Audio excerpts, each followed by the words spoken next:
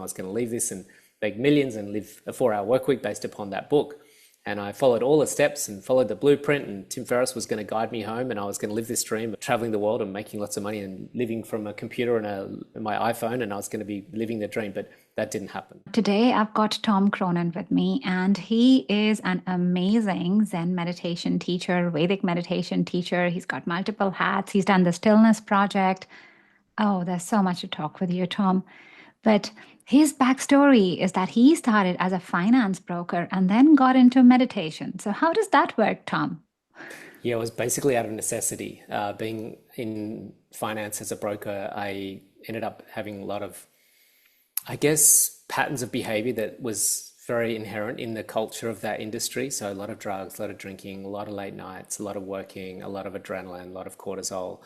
And of course, that's all really good for a short burst of time. But when you're in that for long periods of time, and this had been 10 years, what happens is, your body and nervous system and your mind starts being affected by that. And I started getting a lot of anxiety and panic attacks, and that led to depression and insomnia. And that led to really ultimately in my late 20s, after 10 years of that type of living, really it's almost like a mental and nervous breakdown. And it was in that time I'd seen doctors and psychiatrists and psychologists, and they put me on medication, but I just didn't really feel at a deeper level that that was the pathway for me.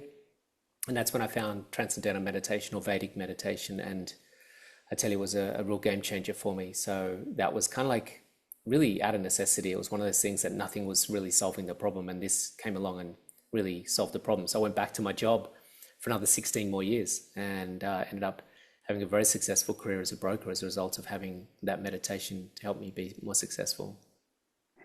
Oh, I love that. And I see so many similarities there as well. So I went through my own depression, and because I lost my daughter, but because of that, I got into energy healing.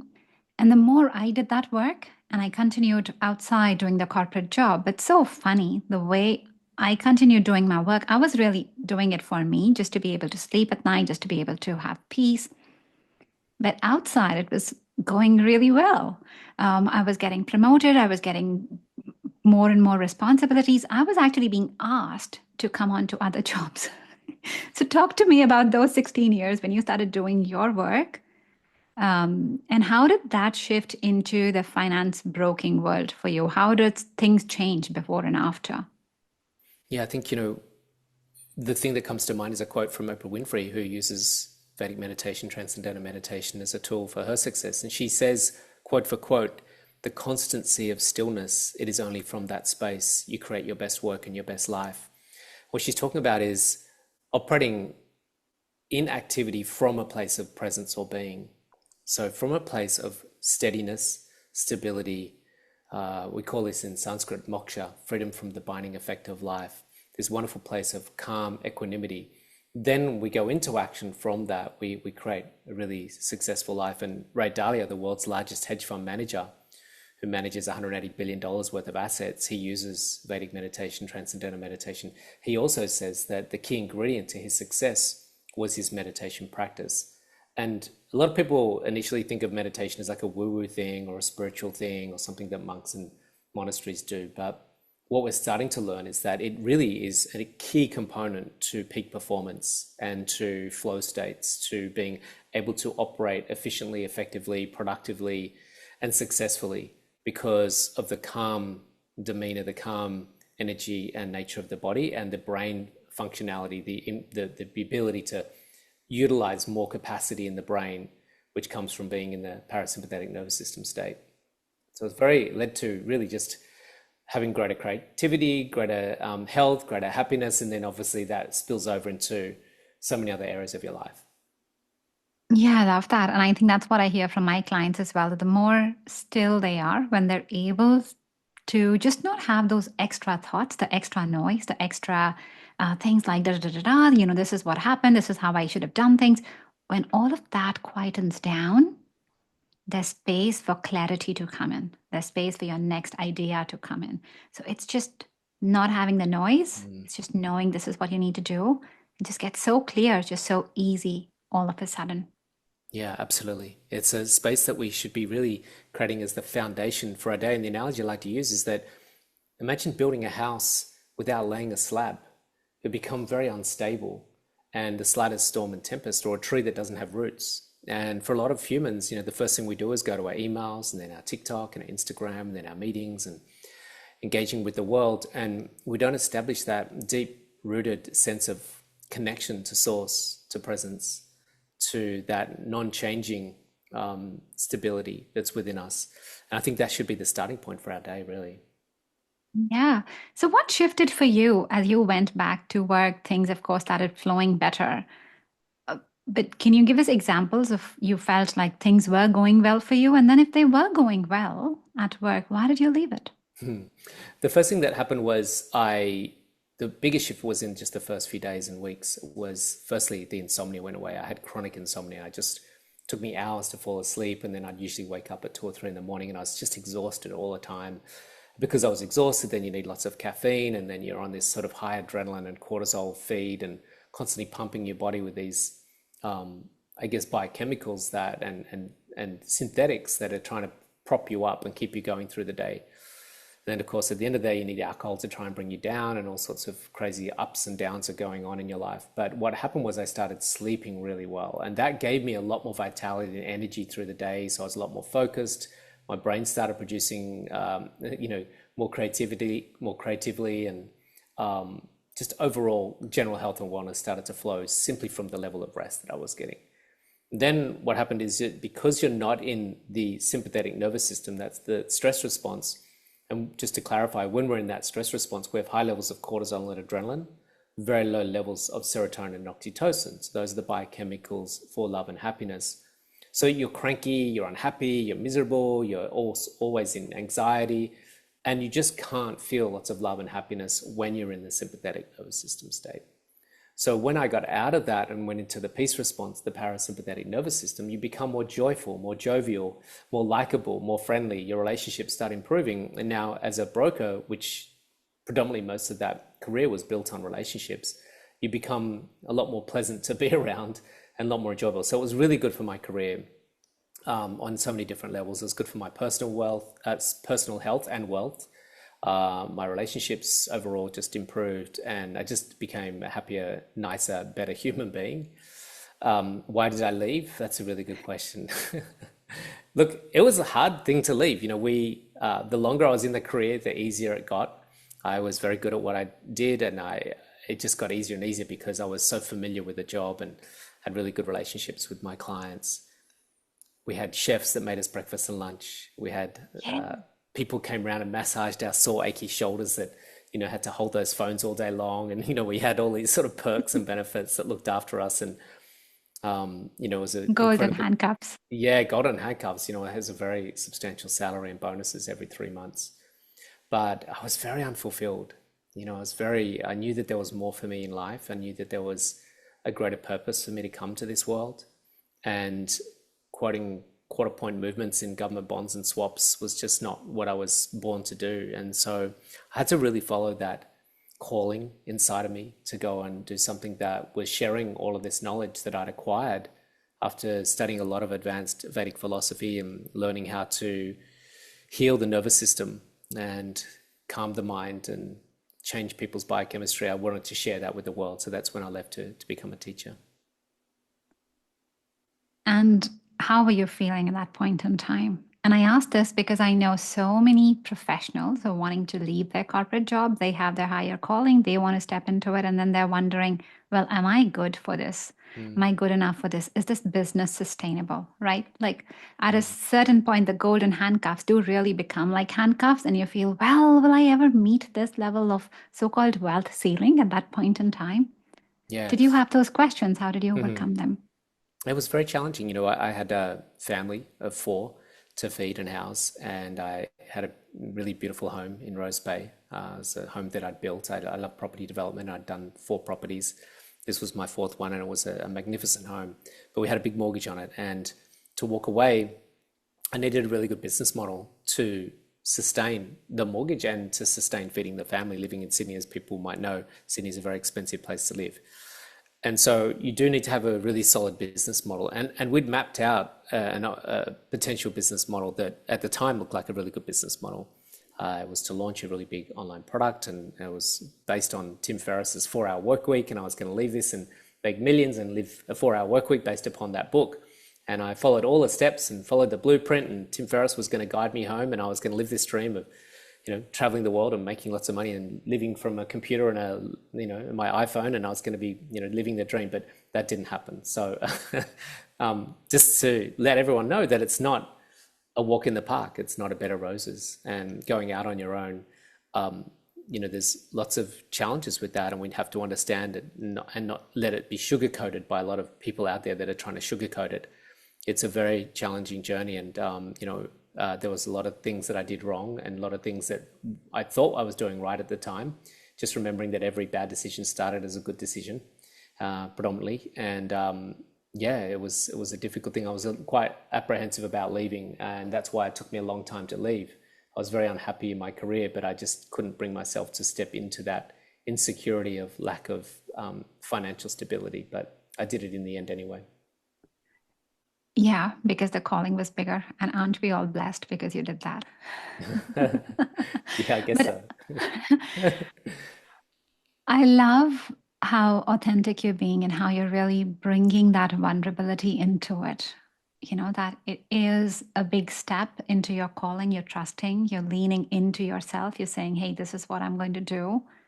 And then there's somebody else's model that we are following, and it doesn't quite work. And I say this because my engineer and MBA background, I also came with, okay, these are the things that I'm supposed to do. These are the gurus who are telling me stuff to do. And in my personal experience, that didn't happen because that is their mantra. That is really aligned to their soul, how their soul is supposed to expand. So it's not that it's wrong. It's just that it's more right for them. The way I'm meant to shine would be something different. And the more I've embraced it, the more things have flown for me. So after Tim Ferriss, what did you do? And how did you find your light? Yeah, I had to go back to the drawing board. And the first thing that I did was follow someone else's blueprint, which is if you do this, you're going to make lots of money and you're going to live this dream. Now, that may have worked for Tim Ferriss. Not that I ever expected he's ever lived and worked a 4-hour work week anyway. But it's a good name for a book. But it was a blueprint for someone else. And then what happened was I hired a lot of consultants and advisors, paid them hundreds of thousands of dollars to advise me how to execute that blueprint. So not only was I following Tim Ferriss's blueprint, I was following the advisors and the consultants' blueprint as well. And the blueprint ultimately was to create an online program and then just do a lot of paid ads and make lots of money from that.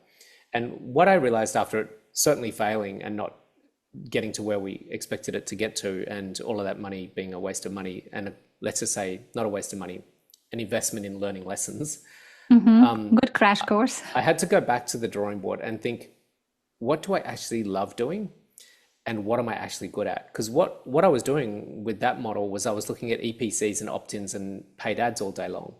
But what I was good at doing was teaching meditation, coaching people, and speaking on stages and running retreats.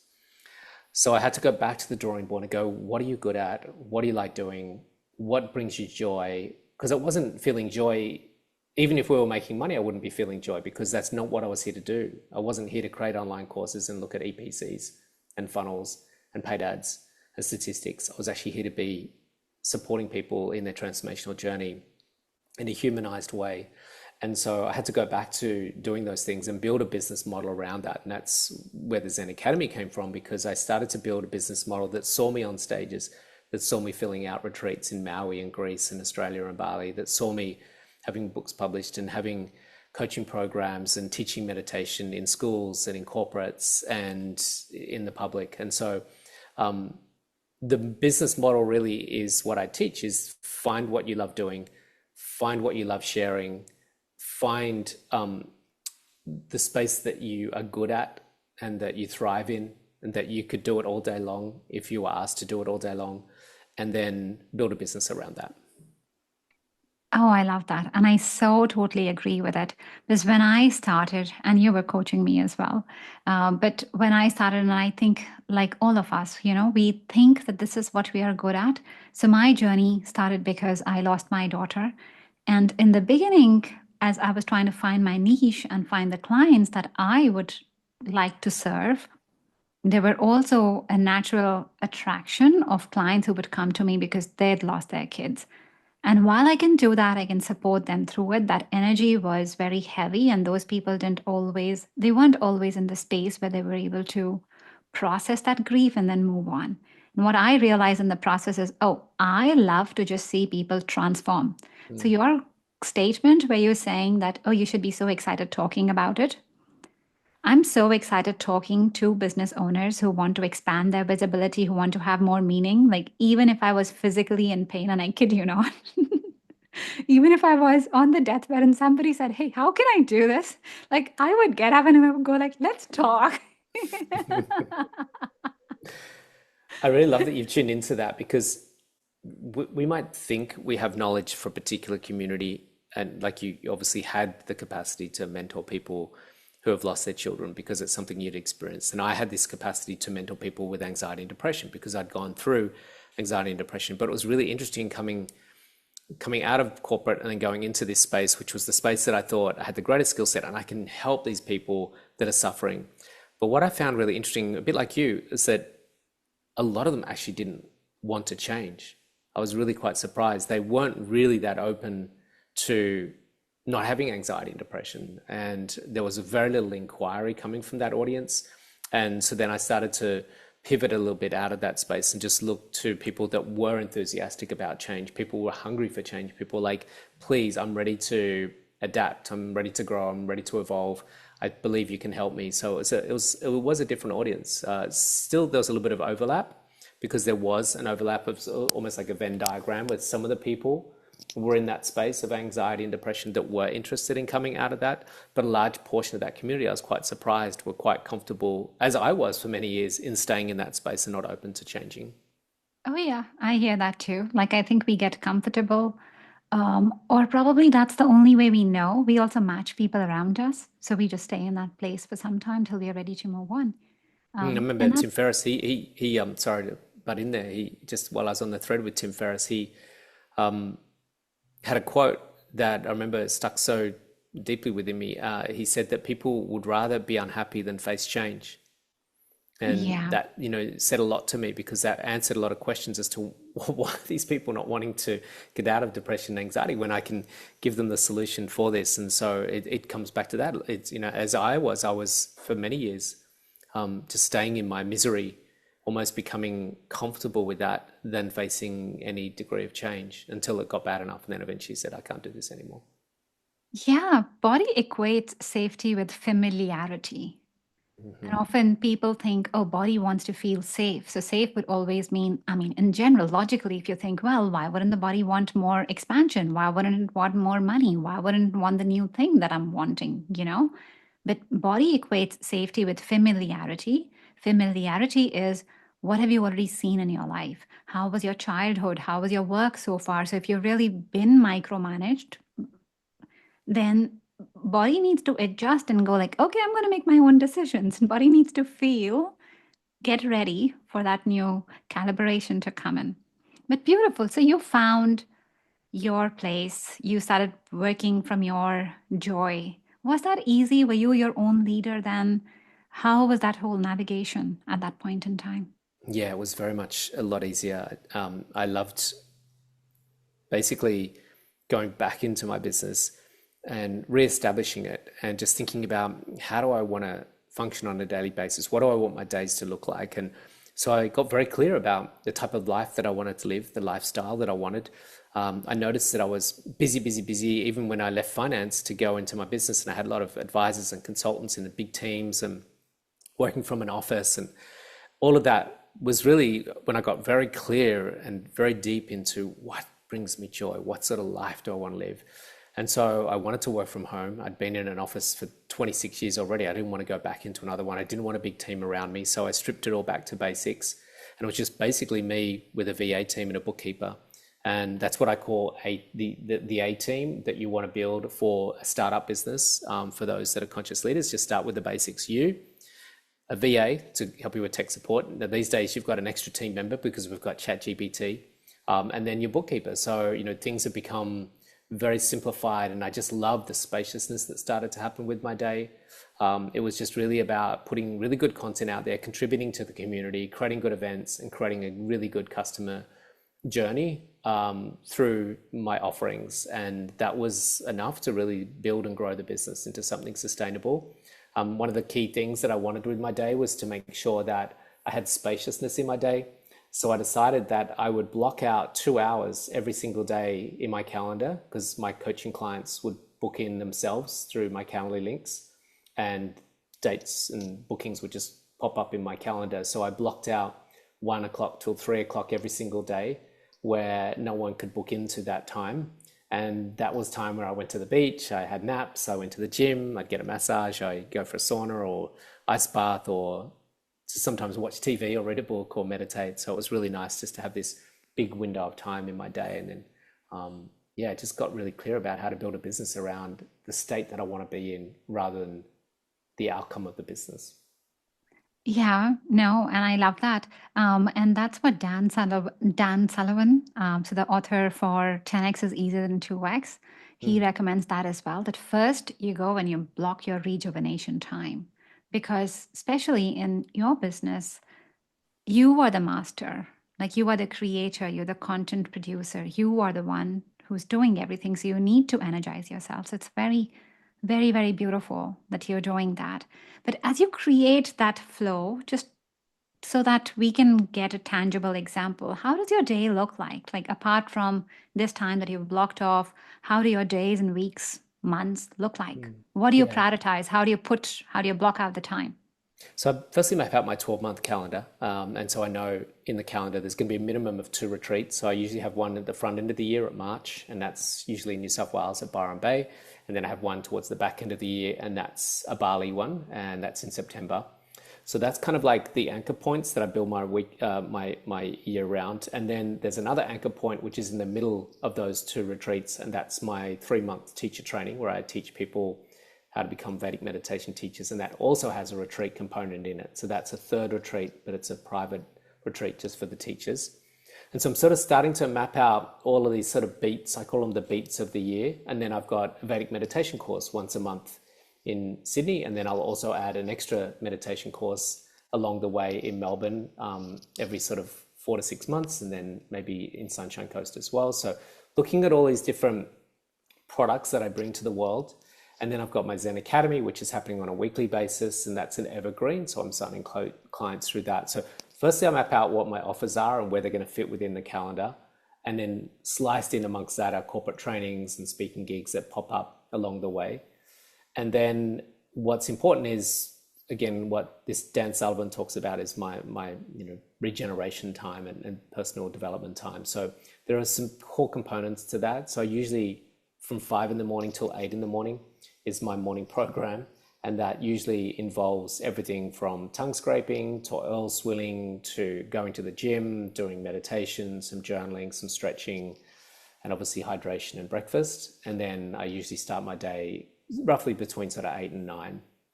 But I love a 3-hour morning routine, and really nice long morning routine. And for me, it's like a really special, precious time. It doesn't always happen. Sometimes I might sleep in. Sometimes I might have a morning coaching call or a podcast interview. So there's a bit of flexibility with that. We've got the 1 till 3 break. And then I really like to have my evenings. I really, one of my most highest priorities is time with my family. So I love cooking for my family. I love eating with my family. We always have meals together as a family. And then I love blobbing on the sofa watching telly with the family in the evenings as well. So that's a kind of nice end of the day sort of luxury that we kind of indulge in, which is really beautiful. Beautiful. Love that. Love how you've laid out your days and how they're really filled with so much your time, just rejuvenation time in between. Mm, And I especially love it because it just gives people an example of how they can think about their own lives as well as they're shaping it. So you've shaped it around stuff that is very important to you, your family time, or just morning stuff, stuff where ideas, time where ideas will flow in. That's really, really beautiful. I wanted to go back and just talk about your content creation because this is where a lot of business owners might have a lot of resistance just showing up online. What mindset has worked for you there? Why? How did you show up online? Did it feel exhausting to you? It What doesn't has feel worked? What hasn't? yeah, it's a really good question. And we find this a lot in the Zen Academy. A lot of people struggle with putting themselves out there, exposing themselves, being raw and vulnerable. It's definitely for me at times, for, look at me, I'm a middle-aged guy. Like, so it's, it's not like I'm a 25-year-old influencer. So it didn't come naturally for me to reveal myself and to being comfortable in front of the camera and put some content out there. It was something that I had to learn and grow into. There's definitely a lot of cringe factor for me at times where I'm like, ugh, I can't believe I have to do this. But I remember we are doing a photo shoot, which was me and my photographer. He's a good friend of mine. We went all around Sydney, and there was Opera House steps, and there was right in the middle of Town Hall Station, right in the middle of Town Hall Oh, I love that intersection. photograph. Yeah, I Yeah, and love there that was, photograph. There's one where you're sitting, I think, in a subway station and you're just sitting that's right. in your Zen pose. Yeah. And you know, you have to really let go of a lot of, I guess, fear of being seen, which is a big tenet of the ego.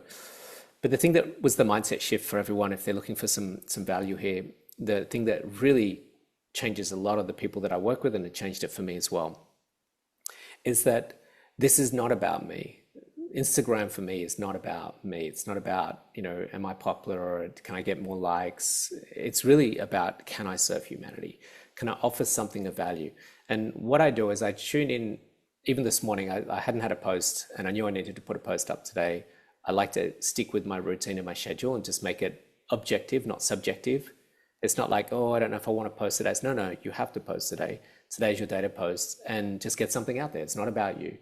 So I tuned into what could add value in someone's life today. What's something that I could think about that might give them some inspiration. So I just sit in a quiet place. It usually only takes 3 to 5 minutes, and something will emerge. And today it was all about being open to those signs of synchronicity. Like if a book falls off the bookshelf and lands in your lap, and all of a sudden it's like the best thing you needed to read, or someone recommending a podcast and you tune into that and it's like, oh my gosh, this speaks right to my heart. So it's all about, today's one was about tuning into the synchronicities of life and knowing that the universe is guiding you. And already someone wrote under that, it was only a couple of hours ago, someone wrote under that, this is exactly what I needed to see today. And so for me, social media is an opportunity to bridge the gap between you and the community. And the meeting point is YouTube, TikTok, Instagram, Facebook, LinkedIn, your blog. It's a place where we can converge, where I've got something to say and you might need to hear it. And I think those people that come to my coaching programs with like, oh, I'm not into social media, I can't stand it. It's like, well, what you're saying is that I don't want to bridge the gap and I don't want to connect with humanity, because this is a really, look, it doesn't have to be part of the business model. There's definitely ways around it. It's a lot harder without it, but it also can serve a really immense level of value. I had one lady reach out to me, and this was a little while ago, and she said, I just needed to share something with you. She said, a couple of weeks ago, I was very close to ending my life. I really had just lost any interest in living. And I don't know how or why, but I got drawn to your Instagram and I went through post after post after post. And I get big goosebumps thinking about this now. She said, I want to tell you that I'm actually here today because of your Instagram. So we just don't know how much impact and positivity we can bring to people's lives through that platform, and it's free. So it's such a gift and a blessing, and we shouldn't look at it as with disdain, although there's reasons to look at it with disdain for sure. There's definitely a lot of exploitation that's happening on some of these platforms, but it's also an opportunity, depending on the state of consciousness of the person that's using it, for us to bring something of immense value to the world. Absolutely. And your full presence is such a gift and a blessing. I remember, when I was going through my dark times, like especially when I was giving birth to my stillborn, it was just such a hard time. And I just had constantly on loop YouTube playing the whole time, just different people talking about death, talking about stuff.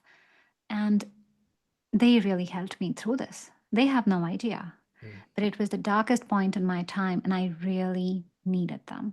They were good when I could not sleep. They were so I'm so grateful to all the people like Wayne Dyer. I listened to Abraham Hicks at the time.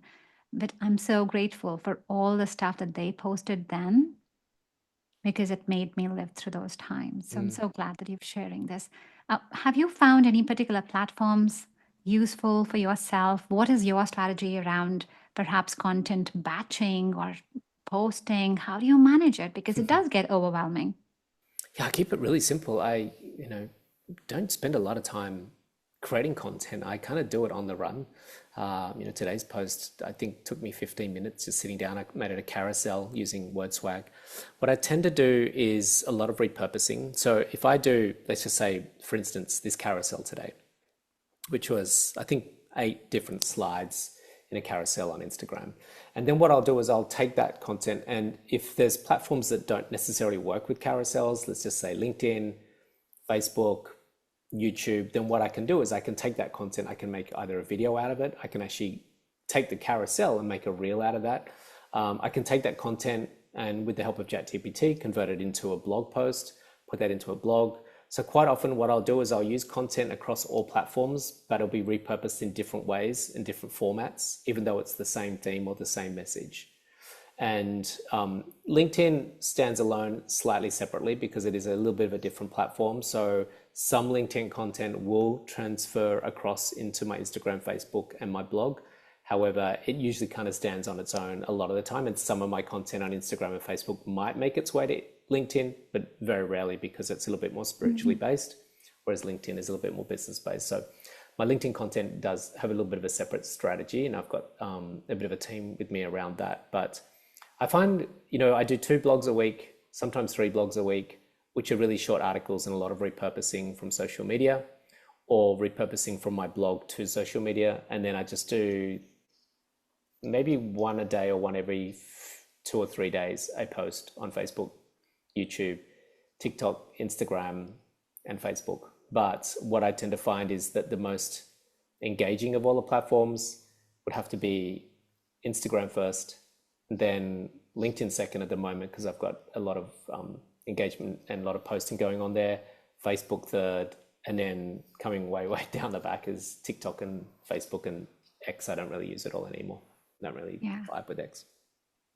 And just for the listeners to know that Tom does have an amazing following. Do you want to share your current numbers or roughly, if you Yeah, I have think any idea? Instagram is up around 77,000. LinkedIn is around 20,000. Facebook, we've got a fan page on Facebook of 55,000, but it's so low engagement. I've tried to reignite that community in my Facebook fan page, but we tried a few different things and it just doesn't seem to get much traction. So I just tend to stick to my personal Facebook page, which is 5,000. And then my blog's around, it's not big, it's around 10,000 in my database. That's amazing. Great stuff. How did you find that place to just keep going? Like, when things were not working for you, Mm. like in the beginning, people really tend to go, oh, I've not had so many views, or this has not worked. Like, and I'm not just talking about posts here, I'm talking about when you are still fresh, new in the business, and you are thinking, okay, I'm doing this one on one offering. How do you know that these things are ticking for you and these are not ticking? Mm.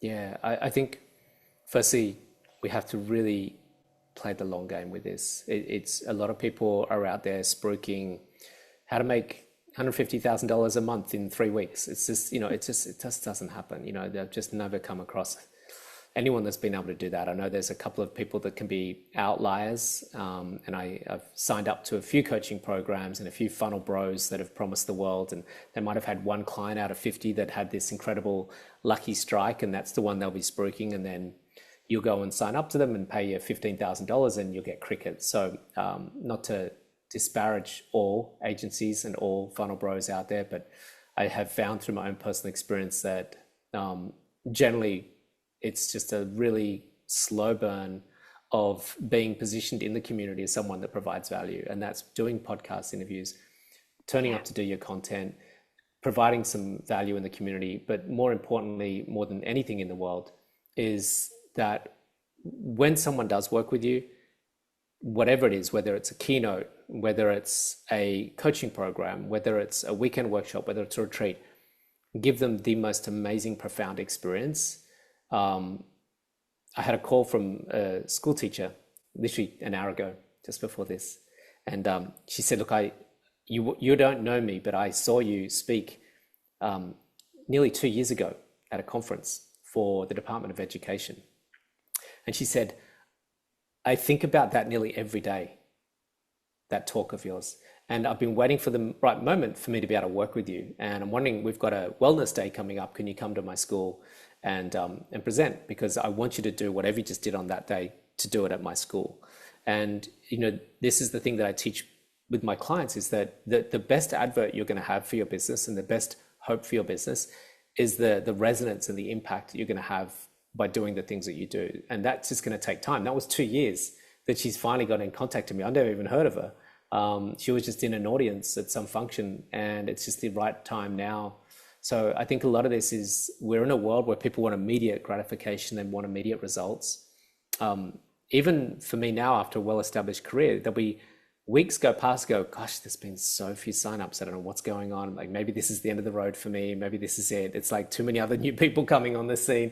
Then all of a sudden the phone will just be ringing hot, and you'll get all these email inquiries from corporates wanting you to book in, and you'll get a really big speaking gig, or 3 people will sign up to your retreat out of the blue. And I think a lot of it's just trust the process. Keep turning up, keep showing up, keep adding value, and keep changing people's lives, because that's the best thing you can do for your marketing. Yeah, I always think of heart-led business growth as an outward spiral. Like, it starts from you and then it goes out, and it goes out like this. So you are in the center, and the more you're looking after your energy and shining truly from your essence, and the more the ripple and the energy spreads outside, and then you attract that within. Yeah. So Yeah. have you? I had a Mhm, meditation student I taught 6 years ago. Okay. mhm. And he owns a consultancy firm, a HR recruitment company. And I taught him 6 years ago how to meditate. And, he's kind of been in my periphery, he follows me on social media, and he turned up to one of my group meditations the other day, which I provide for my students. And after 6 years of that first interaction, that first transaction in my business, nothing since then, no retreats, nothing else, no coaching, he sent me an email 2 days ago and asked if I could come to his company and do a corporate training, which I quoted on. It's a really, healthy sum. And, again, like I said, that was 6 years of investing my time and turning up and just Yeah. providing value, and just not knowing when. And it's like you said, that vortex, it's just over time, Yeah. more and more people will come into your field, and that will be the best thing for your business. And sometimes you don't know the ripples. You don't know how far they're going. You've That's just right. got to believe in your own inner beacon. Because Mhm. that's what all the light workers, all the heart led business owners are doing. They're the lighthouses, they're the beacons of light. And that's all your job is. You just keep shining your light. That's what the candle Mm, does. You just keep shining your light. You don't look at the darkness around. You don't look like, mm, hey, it's not working here. But your job is not that. Your job is just to keep lighting. That's mhm, it. mhm. I love that. So simple, right? Yeah, so simple. All the magic is within that simplicity. Yeah, so true. We can overcomplicate it sometimes. How has your relationship with business, with yourself, and even with money changed over all these times? Because you've been in this heart-led business for about Mm. 13 odd years or 13 more. years, yeah, 13 Yeah. years now. It's been a rough ride, money and me. I've had Are you dating money? What is your relationship with money now? How um, steady are you? it's been it's been a a very turbulent relationship. So even when I was a broker, had boom busts.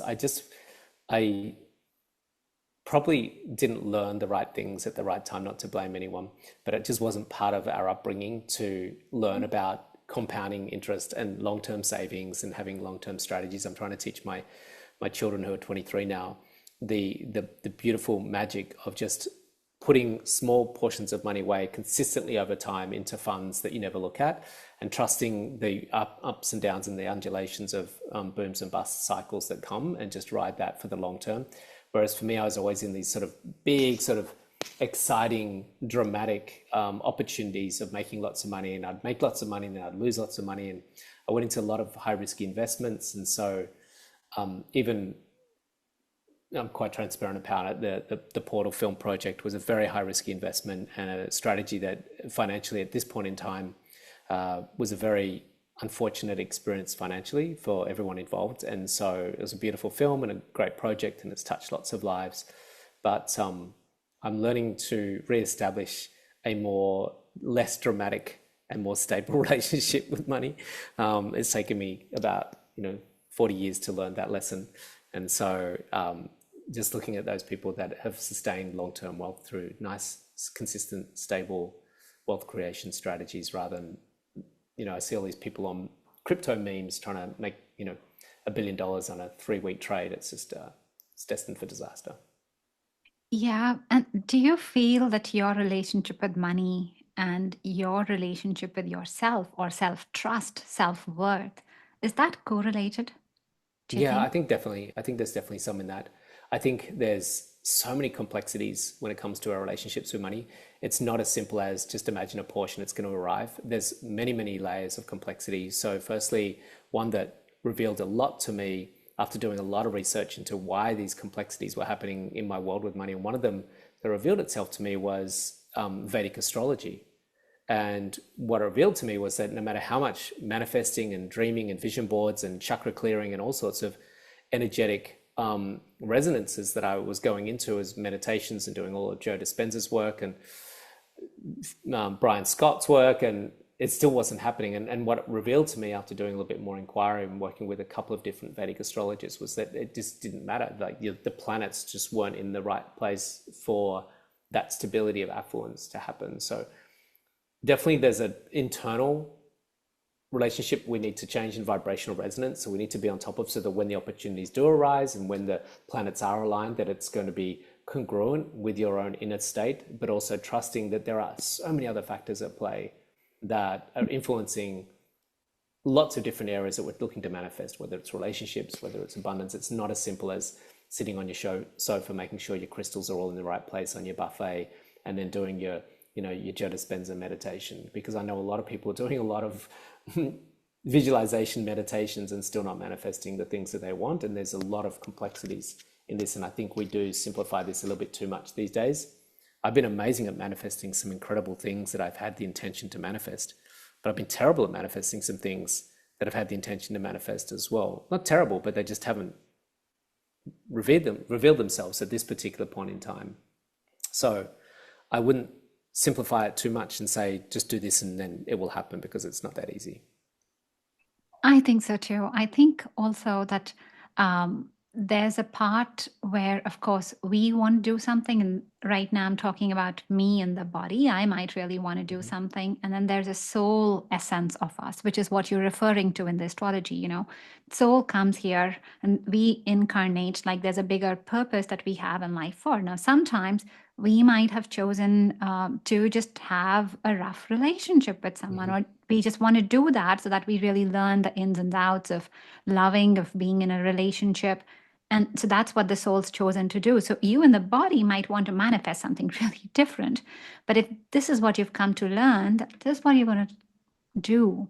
Yeah. If your soul idea is really around just learning or doing more in the field of animal healing, and then you're trying something which is not really related to animals, chances are you're going to have a hard time there. Mm-hmm. Yeah, I agree so much with that. The universe gives us what we need, not what we want a lot of the time. And I just go back to teenagers. A lot of time teenagers, what they want and what they need are two different things, right? I want to go out smoking pot and drive my car till 3 a.m. with my mates. It's like, well, the universe is going to say, that's not what you need. What you need is to actually, get scolded by your parents and get grounded and have your phone taken off you for a week.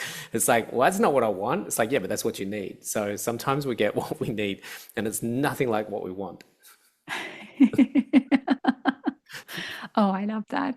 I love that. I could go on talking to you forever and ever, Tom. It's just so entertaining and so much just full of wisdom and knowledge that you've got. So, is there anything that you would like the listeners to take away? Anything that you feel we haven't talked about so far?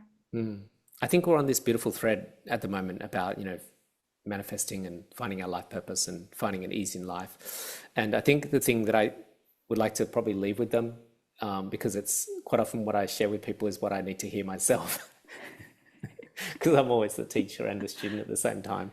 Um, One thing that has been the biggest shift for me is that even the darkest, most challenging times, being able to know deeply and trust deeply and see deeply that this is all working out for me and this is all supporting me and this is leading to something greater, something better, something more insightful, something more profound, something more loving, something more joyful. And that in those bleak, dark times, it's so hard to still consistently trust that and believe in that and see that. But that's the work, and that's what gets us through those dark times and gets us to the other side of it. And it might not be that you'll get through it on your own. It might be to be really open to a cue. Someone might recommend, just the other day, someone recommended a heal. I thought, okay, I'll try that. And it was like just this tiny little things along the way that are able to tweak and transform and guide you through to the next stage. And so it might be that there's a podcast you need to hear. It might be there's a book you need to read. There might be that you need to get this intuition to go and have a holiday in Varanasi or something. You just don't know, but always be open to the signs, the signals, the synchronicities, and trust that this process is supporting you in some way, shape, or form. I love that. I love that because I especially right now, I think just because it's approaching the year end, we've had Mercury retrograde as well. There's just maybe perhaps a little bit more serious energy in the air. And a lot of the people who are approaching, they're more like, oh, life's just crashing or it's just changing. And it's just an invitation that life's still working out for you. Life is always working out for you. There's just deeper layers of shedding and consequently, with that, deeper layers of shining and that polish of you that's coming out. So that's beautiful. Yeah. How can people find you, Tom? I think interesting. Instagram is probably a great place. I like the Instagram platform as a way of connecting. So messaging me, I always reach out. I always respond to all my messages. Doesn't matter who they are. I like to sort of hear from people and connect in with them there. So that's a great place to get my consistent content. And then my website. So Instagram is Tom Cronin, one word, TomCronin. And then my website's tomcronin.com. So those are probably the best two places. Obviously LinkedIn and Facebook as well, but they're probably the easiest two. Beautiful. Thank you so much. It has been such a joy talking to you, Tom. And you've been Likewise. so. Yeah. And thank you, listeners, for tuning in today. I hope you got something out of it. Please share your takeaways. What did you really learn? What did you find so inspiring, so beautiful with Tom's story? And what are you going to do today for your own calling? What is that step that you are going to do, which is really inspiring you and which will be your gift to the world?